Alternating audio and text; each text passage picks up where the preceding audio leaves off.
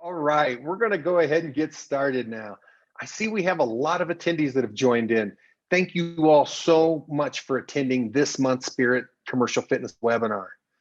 This one is all about getting a loan and securing other forms of financing for your fitness startup. My name is Mateo Baker. I have 25 years of experience in the fitness industry.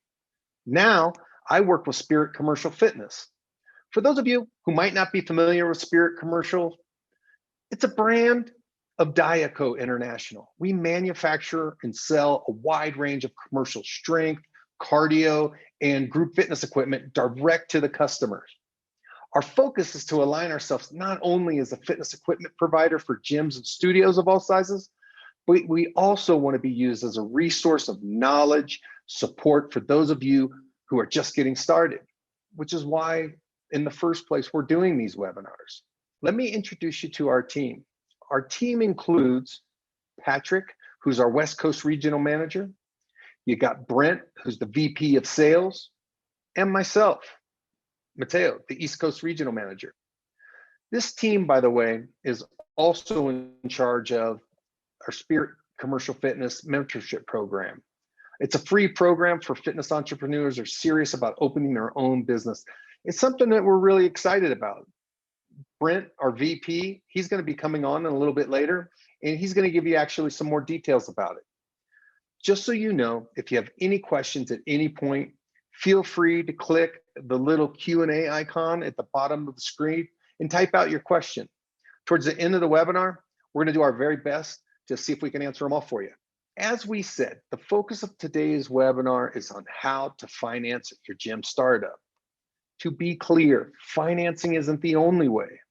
The focus of our next webinar is actually on other creative ways to fund your fitness facility startup. But financing is often an important step, and it's usually the scariest for most people. That's why we brought in an expert who's an expert on this subject, and he's also our guest speaker today. He's Mr. John Papadopoulos. Now, what John does is he arranges loans for folks in the fitness industry. He helps them to determine if they're capitalized enough on their own, or maybe you need to seek investors. John is our favorite because he understands fitness entrepreneurs like yourself, and it's important. And with that, I'm going to hand the mic over to John. Thank you, Mateo. I appreciate the introduction, and I truly appreciate the opportunity and to be the preferred lender for Spirit Manufacturing. I want to take a moment and thank Brent Brown as well for having me. Thank you for everyone who's joined. What we want to focus on today is the question of opening up a fitness center and how am I going to pay for it? Obviously, if you're very fortunate and you have all the cash or investors, this is not a topic that's going to come up. But for the vast majority of fitness entrepreneurs, you will need to borrow some, if not, the vast majority of the money necessary to cover build out equipment, pre-sales, marketing, advertising, architectural plans, and so forth.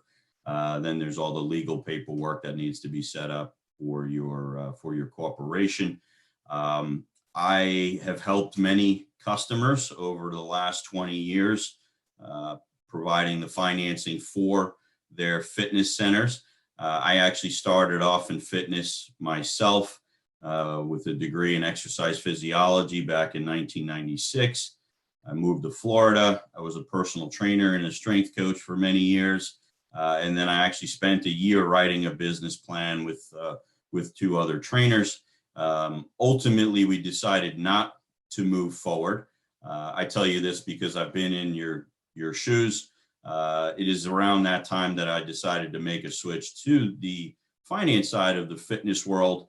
And, that was 2001. And here I am today. And as I mentioned, I've helped dozens of people just like yourself get the funding that they need to, realize their dream, whether it is a a smaller, boutique personal training facility or strength and conditioning and performance facility, or it's a large big box type, membership based gym. Regardless of the size of the facility that you're going to open, you are going to need funds, and it's all really relative as to how much money you need versus the size of the space. Typically, the bigger the space, the more equipment you're going to need, the more money you're going to need for build out, so forth and so on. There's really two basic ways to garner the funding necessary to finance a fitness center, or most businesses for that matter. You can cover the cost of the equipment with an equipment finance agreement. You could also cover the cost of the equipment with an SBA backed loan. And with the SBA loan, you can also borrow the funds necessary for what I like to call the intangibles, or the typically non-financeable items. And I'll elaborate, more on that in a moment. The equipment finance agreement, very straightforward. It's exactly as it sounds. You need X amount of dollars for the equipment. I can submit your request to one of our lenders here at Terrace Finance and get you approved for the equipment.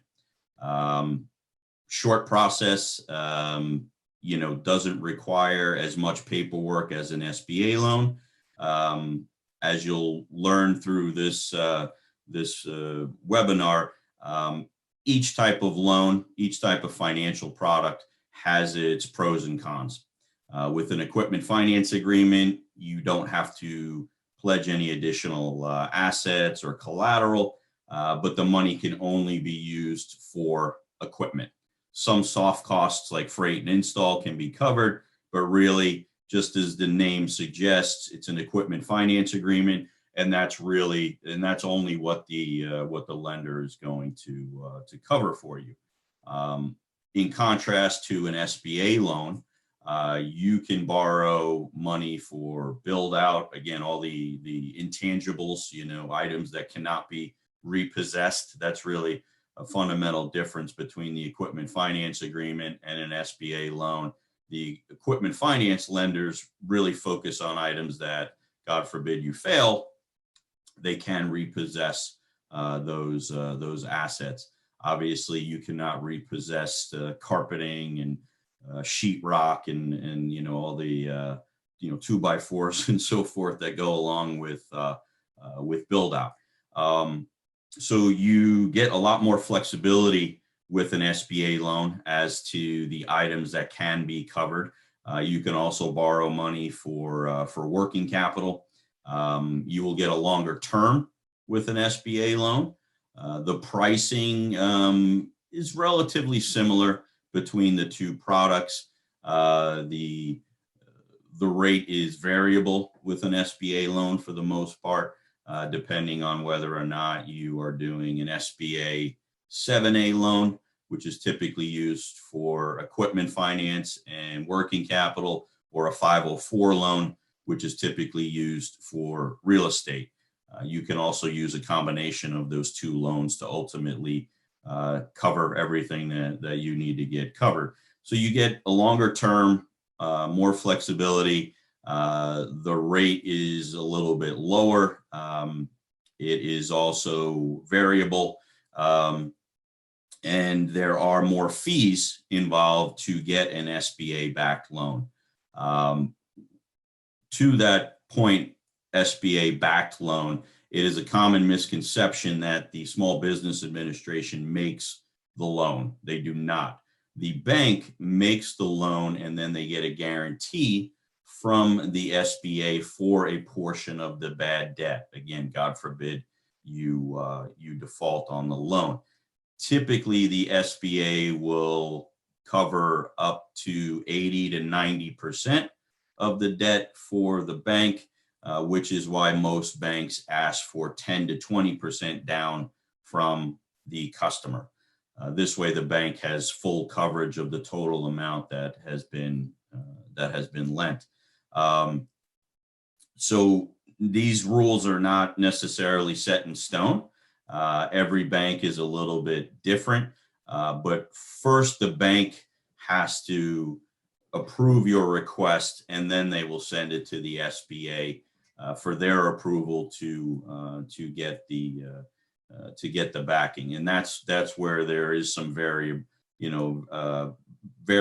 rules and regulations, or guidelines, I should say, is because first it does start with the bank. You can get a longer term with an SBA loan, which is nice. It's typically a 10-year note, which is very convenient for your cash flow when you're starting up a new business. Your payments would be far lower than on an equipment finance agreement of the same dollar amount, because it's typically going to be a 3 or a 4-year term. So with the longer term, with the SBA loan, you get what I like to call a ramp up period. Your payments are low, gives you the opportunity to get to that break even point. It gets you to the point where you can build up a surplus of cash and have a cushion for the unforeseen expenses that always come up. And then if you're doing very well, there's typically no prepayment penalty. So if you want to pay it off early and save yourself some money after the business establishes itself, you can certainly do that. So again, there's pros and cons to both agreements. First and foremost with the SBA, in my opinion, is the flexibility, the length of term. You can often do an interest-only portion, again, to match the cash flow of the business, to give it its best, probability of reaching that break-even point. With either financial product, you are going to need to submit tax returns and a personal financial statement, bank statements, business plan with your financial projections and executive summary showing your strengths and weaknesses, in your local demographic. The people often ask me, well, how do I qualify? What do I need to do to qualify? Do I need this credit score? Do I need to be in the industry for this long? What kind of money do I need to have made in the past? What kind of assets do I need to have, to qualify? The answer is there isn't an exact definition. It is somewhat of a subjective measure because it's a new business. Everything is based on projections, as opposed to if you were an established business, that business has credit history for the lender to evaluate to determine whether or not they're gonna give you the funding. So the best thing I can tell you as to what are the requirements is we need to submit a package to the lender, whether it's an equipment finance company or a bank, and show them why you're going to succeed. Show them why you have a well thought out plan. Show them why you're going to succeed when most new businesses fail, because that is the reality of it. So you need to show them why you're going to succeed, why you're going to be able to get to that break-even point that you have in your financial projections. Do you have the working capital in the bank from the day that you open the doors to get you to that break-even point? A lot of times customers think it's all about getting the doors open. That's once it's open, everything, is going to be great. And I tell people that's really where it actually begins. You got the doors open. Now, how are you going to get the business into the black, as they say, and be able to cover all the expenses?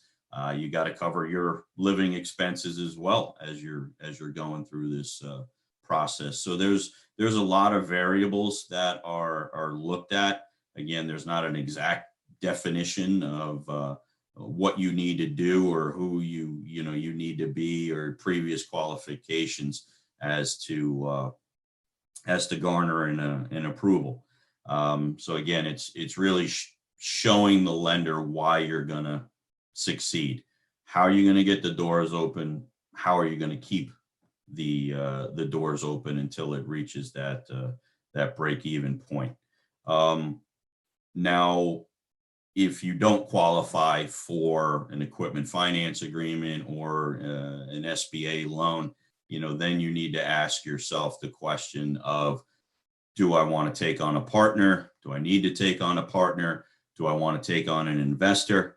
And if I do so, what percentage of ownership am I going to need to give up to get the money that I need to get the facility open? One thing I would caution you on is I've seen in the past where a customer cannot get a loan for the money they need, and they end up taking on investors and ultimately end up working for someone else. They effectively give up more than 50% ownership and control of the business, and again, ultimately end up working for themselves. And the dream, the goal is to have your own business. A lot of people want to be their own boss. They want to do it their way. So if you are going to take on investors, you need to be careful. Every investor is different. Every investment agreement is different. So I caution you if you go that route. There are also a lot of very fair investors out there that are looking to just make an investment in your business. They're not looking to take operational control. So you do need to find the right one. Sometimes you can get a loan from an investor, and this way you're not paying them percentage of the profits for perpetuity. Again, your goal is to have your own business and work for yourself and reap the benefits of that business. With that, I will turn it back over to Matteo. Again, thank you very much for your time. Again, I want to thank Brent and Matteo with Spirit Commercial Fitness for inviting me and letting me be part of this presentation. Thank you. Okay, thanks so much, John. That was a lot of excellent information. Really appreciate it. We're going to go ahead and throw this up on the screen now. It's John's contact information. If you guys have any questions for him that you'd like to ask him offline, you can go ahead and use this info and reach out to him. Don't forget, you can also type out any questions you might have just by using the little Q&A symbol at the bottom of your screen there. John is also a very important part of our Spirit Commercial Fitness Mentorship Program. You might have heard me speak about it a little bit at the beginning of the hour. What we're going to do now is I'm going to go ahead and turn this over to Brent Brown. He was the Vice President of Sales and Marketing. Brent, come on in here, buddy. The floor's all yours. Thanks, Matteo. Hello, everyone. My name is Brent Brown, and I'm the VP of Commercial Sales for the U.S. market. I've been involved in the fitness industry one way or another since I was 15 years old. I'd like to thank you for attending our second webinar in the Create Your Own Gym or Studio program. If this is your first time attending, we do have a previous webinar that was all about opening your own gym or studio, a crash course. I invite you to visit our YouTube channel to watch that and some of our other content videos we have there. I'd like to go right into telling you all about our mentorship program. We developed this program to help trainers, instructors, and gym managers who are ready to develop and move to the next stage of their professional development. Typically, people who fall within this category will have several years of experience in their profession, some startup capital or investors, and good to excellent credit. To put it simply, this program was developed to make it much easier for you. There are a lot of moving parts and a lot of possible mistakes to be made, but we will help to move you past as much of that as possible. Now, let me tell you more about our mentorship program and how it works. So you'll be assigned to experienced gym industry professionals to serve as your advisory board. For meeting one, first, they will meet with you to qualify you and help you to discover what kind of gym or studio that you would like to open. As I'm sure you're aware, there are many types. For example, there are big boxes, boutiques, personal training studios, CrossFit studios, HIIT, circuit, powerlifting, boxing, professional home studios, and so on and so on. There's so many kinds. Next, we will direct you to connect with a licensed commercial real estate agent to choose a location. This doesn't have to be the actual location, just a good template. Lots of things happen, and it's likely that you won't get your first choice anyways. Some of the goals of the relationship with the real estate agent is to get a floor plan and begin researching so that you are you kind of know what's going on in your area, you know where the best locations are, and you know the pricing of your market. For meeting 2 and 3, with the floor plan that you get from your real estate agent, we will build a 3D design that will help you to visualize your space and your plan. We will also help with possible equipment selection at this time. Depending on what type of gym you will create, this can range widely. Another important part of this floor plan design is that we can get a quote for the equipment to calculate into your business plan. This is a very important figure for your investors and the banks. Now for meeting 3 to 8, we will give you a questionnaire with around 60 questions. This will help you to build a quality, accurate business plan that will guide you and be instrumental to get that financing that you may need.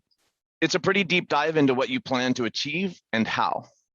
Now, don't sweat this part, though. Your mentorship board will help with you and with this portion, as some of the questions might be quite difficult. Once we are finished, and then we will submit it to get it written. This could be between 1 to 3 weeks, depends on how busy the writer is. And as a full disclosure, we don't do this part ourselves. We simply recommend you to a great writer that we often use, who gives a generously low rate for this type of work. And then for meeting 7 to 8, finally, it's time for us to go over your completed business plan. It's time to put, this is really a good time to put on your suit and tie, because we will coach you on how to approach possible investors and banks. This is also when you would be ready to meet with John Papadopoulos, should you qualify. I'd like to take some time to go into what's probably the most exciting and most interesting part of the mentorship program, and this is your business plan and your 3D floor plan. I'll be using a previous client's business plan and floor plan to kind of demonstrate this for you. So I'd also like to give a shout out to Marcus Sanchez of FitFlex Fitness for allowing us to use these. You'll see his photo a little bit further down in the presentation. So here, this is the first page. This is the table of contents. I'm not going to spend a lot of time on this because you can see what's here and we're going to talk about it as we go. The first page is the executive summary. This is a quick dive into your startup so that investors, bankers, and potential clients can get an idea of what you're doing without taking too much time and effort. This is very important and it needs to get straight to the point. It also needs to be extremely interesting. The next part is about your company. What are you going to be? How will it make things better in your community? And most importantly, what are you offering that will make a quick return on investment and be a good investment for your bank and investors? This next part about you and your team. Your team will be like no other team. Gyms are a service and people are what makes services great. So your investors want to know who you are and who you're bringing on board and what makes them so special, what makes them different from other teams. This is a great time to show them off as well. The next chapter is about the market. This tells all about the gym market so that the investors outside of the market can understand what it is like and how you will make a contribution to this market. So you can imagine banks that you talk to and investors, maybe one of your clients, they know you and they know about training and they know about being a member of a gym, but they don't know anything about the fitness industry. This particular portion will give them all of the background and educate them very quickly. Another good part about this is if you use our writer, he pretty much has all this worked out for you. So this will save you a ton of work and you'll have very accurate data. Finally, we are going to go over the financials. If your investor in the bank take you seriously and you sell your idea well, this portion will then become the most important part. There's a lot of effort goes into this part, making sure you have all the moving parts, making sure you have all the right numbers, and making sure you have all the right figures. But once again, if you use our writer, he can help you with a lot of this, saving you a lot of time, and but with just a little bit of data from yourself. Okay, well, that's it for the business plan portion. Now we're going to move into the 3D floor plan portion. This is the 3D floor plan. We can create a great rendition of your space. As you can see, we can show it from different angles. Ultimately, I can do a video fly through that you can use to show to your investors and your potential clients during a pre-sale. It's quite high tech. You can see this on the screen now from another project that we are currently working on. The best part about this is some people have great imaginations, some people don't, but this will really allow you to see what you're going to create. I think you'll get a lot of inspiration from this, and this will really help to show people that you want to interest in your vision. It'll really help bringing people on, bringing employees, bringing investors. So this is a really exciting portion that we'll be doing with you. Another part of this, we have all of our equipment loaded into the software. We can help you with the best possible equipment selection and placements. We can also play with the color design of your floor plans and your walls, your locker rooms, so we can do a lot of design stuff. This is a great way to refine the design of your gym, even before you get started with talking to architects and designers. The cost of having something like this done is usually several $1,000s, and this is a free part of our program. I'd like to tell you why we are doing this. At Spirit Commercial Fitness, we know that a good foundation is all about connections and relationships. The partnership should rarely start at the purchase. Rather, it should start much earlier, such as when you need help, like right now.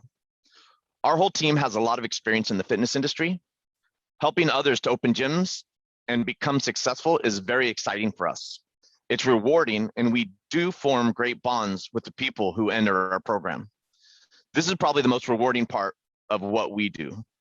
We also feel that making a friend first will help us to make partners for life. I'd like to stress again that our services to you are 100% free. We will not be asking you for any payments or fees for what we do. Some of the vendors that we work with do have fees for their services, but it is not a requirement that you choose to work with them. If you don't want to work with them, we'll see what kind of alternative we can find. Like I said, there's always a way. Sometimes the vendors we work with are probably the best alternative. Will save you the most time, effort, and money anyways, and probably increase your success. But those are choices that you get to make. It's not mandatory that you use that. Ultimately, it is our hope that you are so pleased with our mentorship program and service that you will choose us as your commercial fitness equipment supplier. If that alone isn't enough to help you make a decision, we are offering a deliberately generous discount for the first-time gym and studio owners. Now, it's nearly time for me to wrap up my part. So I'd just like to let anybody out there who's watching this webinar, if you're a professional in the industry that feels that you have some expertise to offer to gym and studio owners, please feel free to email me and let me know how you can best contribute to help others in our community. We're happy to form strategic partnerships that would create more benefits for the fitness industry. Perhaps you can join our mentorship board as well. Again, I'd really like to thank all of you for joining the webinar. We have many more planned for the futures, and you guys are invited to all of them. I hope that I get a chance to sit on your mentorship board. Anyways, I'll talk to you all later. Mateo, thanks for giving me the mic. Take it away. Okay, all right. Awesome, got everything going here. I want to thank everybody. Thanks a lot to Brent, of course. I want to thank John, who was on first. I really appreciate everybody's participation in this. This was some great information today. Thank you so much. As you can see, we're getting close to the end now. But I just want to remind you guys that if you haven't already, be sure, please, to subscribe to our YouTube channel. We've been really working hard on making it a great place to find fast, easy to understand information about starting a gym. I'm hoping you guys are liking these series. Don't worry, I'm going to get to the questions here soon. If you're interested in learning more about Spirit Commercial Fitness and our equipment, do me a favor, check out our website and follow us on social media. Be sure to keep an eye out for our next webinar. Its focus is going to be on other creative ways to finance your fitness startup. This includes how to pitch investors, how do you get in front of an investor, and a whole lot more. Lastly, I just want to reiterate, owning a gym is hard. Myself, Brent, we can tell you from experience, especially in 2021. However, at the end of the day, it's an amazing experience. It's fun, it's fulfilling. So I think that you guys are on the right track. We're going to help you get there. Okay. So just stay with us on this. We're really, truly passionate about finding new and exciting ways to thrive in this climate. And we want to help people like you thrive too. So please, we ask you, use us as a resource as much as you can. Okay. Now it's about the Q&A time. So finally, it's time for me to get to your questions. We've had a lot of them come through. So I'm going to start off here. Sorry if it looks like I'm looking over here to the side, because I'm going to look at some of the questions that we had through. We had a lot come through. Thank you guys for participating. I'm going to ask for John and Brent here soon to be unmiked, because we're going to be using these folks as well. Here goes one from Bill. I've heard SBA loans are difficult to get right. Personal requests and from others. Now, because most banks are taking up bandwidth with PPP loans and other recovery programs due to the pandemic. Would you agree? And do you have sources who are funding? Can we unmic John, please? Thank you. Hey, Mateo, can you hear me?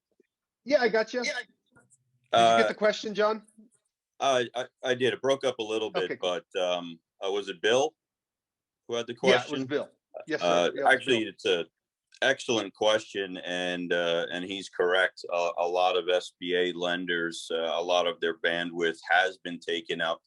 There's only so many people, time, and resources to move loans through. And a lot of them have been focused on PPP loans. That is definitely true. I do have a couple of preferred SBA preferred lenders that I work with.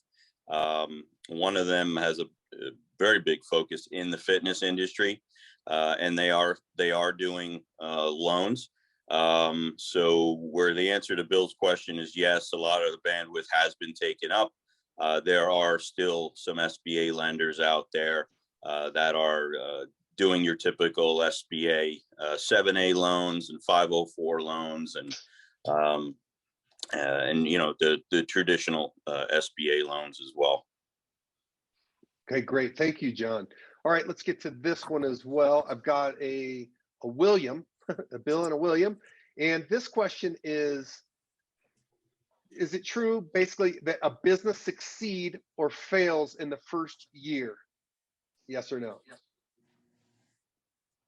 Brent, you can jump on that as well, whoever would like to. Sure, William. I would say, I don't know. I mean, I would say that's a generally true statement, but it's also kind of subjective. I mean, sometimes when a business starts off, they start off at a huge jump, or just nobody's coming in right away. So there's that. But I mean, I've seen gyms kind of pick up, change management and change course and make it happen later. But yeah, you definitely, I mean, the first year is a good indication. If you're getting slammed with people and you have an amazing grand opening and a pre-sale, that certainly helps. But like I said, I've seen some businesses limp along for 3 or 4 years and then suddenly take off. I ran a gym in Bee Caves, Austin, and that gym was for about 3 or 4 years was losing money. I was fortunate to come out there when the population out there started booming. And by the end of the 3rd year I was there, so that was the 3rd year I was there was the 6th year it was open, we had quadrupled the income. So it's such a tough thing to say. There's so many factors, but I would say the generalization is true. Yeah, and I have a similar experience myself with the gym that I owned. That I think I was about 2.5, 3 years into it before I started seeing the black, right, where I started being above water.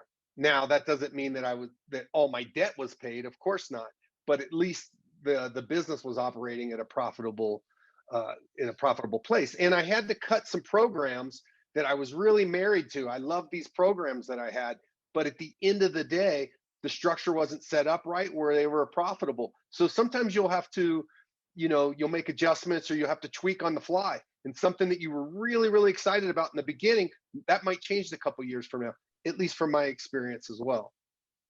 Okay, I'll jump into some more questions here. I have another question that came in. Average percentage you've seen given up to start a $3 million project?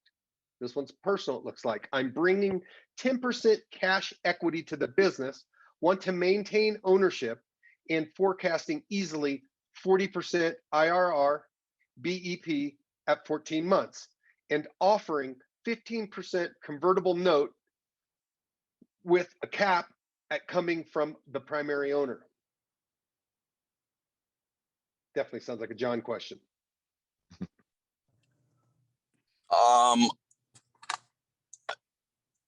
Honestly, that's not a question for me. That would probably be a question I could see on the next webinar when you discuss alternative ways to get the funding that you need. I honestly couldn't give you a percentage, for that you would need to give up to get the money that you need. Yeah, and maybe this question might need a little bit more of an extensive questions and really sit down and talk with this person. So, Bill, why don't you do this? Why don't you email us offline, and then because your question is really specific, and then we'll work on getting you some answers for that, if you would, please. Go ahead. I'm gonna jump in real quick. I also think this sounds like the perfect answer for Shark Tank. Watch Shark Tank and watch 1,000 of them. You'll find a kind of get an idea for what people are doing and what they're giving up and how much they're willing to give. Is it going to be a loan? Is it going to be, anyways, just honestly though, this seems like there could be so many different ways to, formulate a partnership, but yeah. So this is, it's Shark Tank you'd see this happen in Shark Tank and watch how they ended up. Yeah. Absolutely. Okay, let me jump to the next question. So we're going to get you guys the information on to contact us individually, obviously, so then you guys can just reach out and then we can spend a little bit more time with you. Okay, I'm going to jump to the next question here. And this one sounds like, do you guys work with martial arts academies as well? And I can't see why not. Of course, we'll work with any of you folks out there that are interested in starting your own facility. I'll jump in on that too. Go ahead. So one thing you might be forgetting, we have UFC branded equipment. We have all the fighting stuff. We have we had grappling dummies. We have so we're with Diaco, and Diaco, this is one of our subsidiaries. So we have all this stuff. So we have all the coaching materials, all the punching bags. We can set rinks. We have UFC branded gym equipment, if that's what you're going to do. So we can definitely work with martial arts academies as well. That's right. We even carry the new grappling dummies. Those are really cool. Grappling dummies. We have all the shin guards, pads, bags, speed bags, heavy bags. We have it all. Muay Thai bags. So yeah, we definitely love to work with you. So definitely reach out to us. And the same person asked us. He didn't leave a name, so I'll just read his question, or her. It says, do you guys work with any gyms working with people with disabilities? Of course, we work with anybody. We also have Spirit Spirit commercial medical equipment. So we make equipment specifically for medical. So treadmill, bikes that you can pull the back and seats up, so a wheelchair can come up. We make treadmills that raise and lower, so for like a therapist, so that they don't have to bend over to do all the work, they can raise it up so it's a little bit more at their level. Full handle. So yeah, we also we have these as well. So we have a lot of options that we can do to help. Hopefully the gym we're working with that does this already has the experience in disabilities, because I don't specifically have experience setting up a gym with disabilities, but we can certainly help out equipment wise and things like that. Great.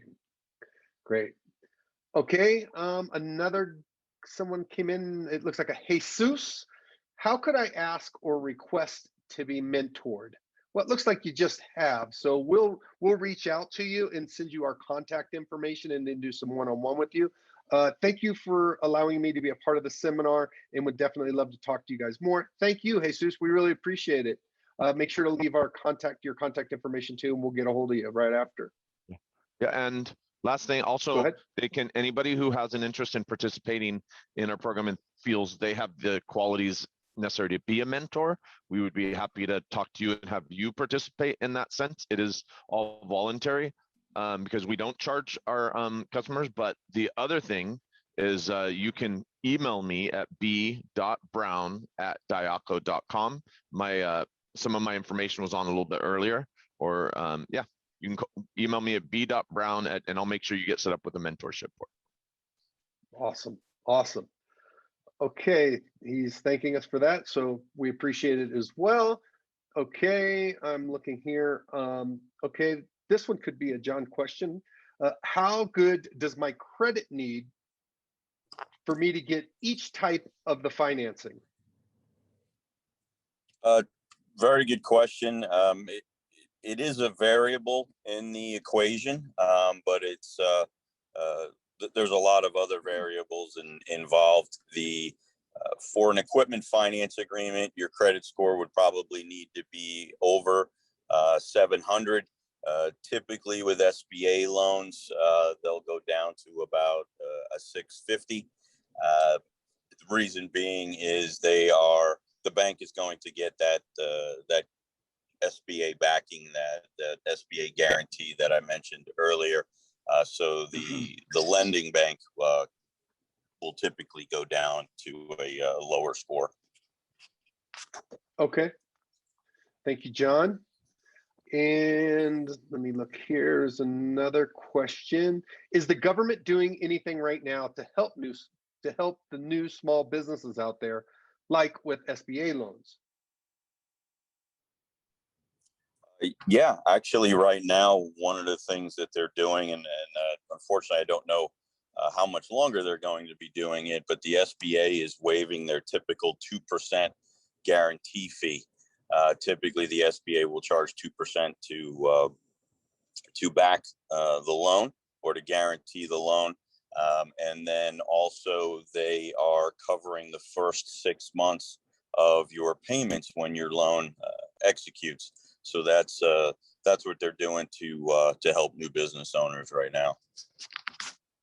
Okay, great. Let me see here. What else we have here? Is the mentor program only for those residents in the USA? Brent? I'm sorry, I was responding to a chat. One more time. Okay, is the mentor program only for those residents in the USA? Technically, yes, the mentorship program is meant for people in the USA, at least from our portion. I know that England, the UK is doing a similar process. Still, if you have questions, there's a lot of our questions that may or probably will carry over. I would be happy to help you as much as we can, because like I said, our passion isn't about where you live. Our passion is about helping you grow your business and become successful. So we are a global company, so I can also probably set you up with some people in your area to, give you that boost you need as well. So even if you're not in North America, be sure to reach out and I'll do everything I can to help you. Okay, thank you. I want to give a shout out to a couple of my folks that I'm working with here. I'm working with a Rob in Florida, said I'd say hello, and a Shauna in Texas, 2 new clients. So I just want to say hello to those guys. I have a question here. How important is the business plan when going in trying to get a loan? Very important. Remember, it's what you need to show any lender is why you're going to succeed when a lot of new businesses fail. And your business plan and your financial projections illustrate your plan and how you're going to be different and how you're going to differentiate yourself from your competitors. And the financial projections illustrate how and when and how soon you're going to get to that break-even point. So you take a look at those numbers, then you look at your cash reserves and so forth, and that really maps out. Granted, it's subjective and your best estimate on how things are going to go, But yeah, that's a really big variable for lenders to gauge, you know, the likelihood that you're going to succeed. So definitely very important.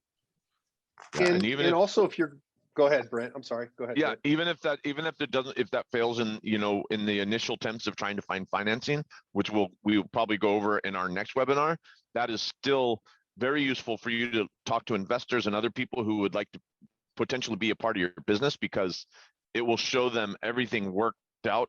It will show them that you really thought about it, and it doesn't leave anything to their imagination, first of all. Second of all, that will always be a kind of a roadmap to help you keep on track, to make sure you're building what you were planning to build and make sure you're staying within your control or your key performance indexes. So that business plan is important for so much more than just getting a loan. So it's still going to be a very valuable document for you. And should everything fail, you can still use it for 5 years from now to make sure you get everything in line to still make your dream happen 5 years from now, if that happens to be the case. That's right. And also for maybe reaching out to investors, right? Most folks maybe start with their family and friends, and then they start going into associates, colleagues, folks that might believe in them, right? And then reaching out to angel investors. Would you guys agree with that? Mm-hmm. Definitely. Definitely. Okay. Absolutely. Well, yeah. Okay, great. Let me see if I've answered all the questions here. Well, I've got some more, but a lot of them are more specific. Why don't we use those to reach out to folks later on, and we can go ahead and wrap this up. I want to thank again everybody for their participation. If you have any quick questions, go ahead and send them in while I have the folks on the phone. Not very familiar with Zoom. Do I need to put my contact information under the Q&A or chat? Either one, and we'll get it. So the person that just wrote that, write it in either way. Or like Brent said, you have his email. You could email him direct. Anybody else? Anything else you guys want to say, John or Brent? Because I'm going to close her out now. I'm good. I just look forward to talking to everybody offline. Anybody who wants to continue with the mentorship program, thanks for showing up for the webinar. Absolutely. Yeah. And, all right. I want to say thank you to the guys at Spirit Manufacturing for having me. It's great to be part of the team, and I look forward to helping in any way I can. Thank you. Yeah, thank you too. I want to thank everybody personally as well. This was a big one, and they continue to grow. Please check us out on our YouTube channels in case you've missed anything or you came in late. You'll be able to see this webinar later. You'll be able to see previous webinars, and you'll be able to see our short videos. We have new short videos coming out, so join that YouTube station. A lot of your questions will be answered in our YouTube videos and definitely in our webinar series. So please check us out at Spirit Commercial Fitness YouTube. Thanks, everybody. I'm going to sign off now.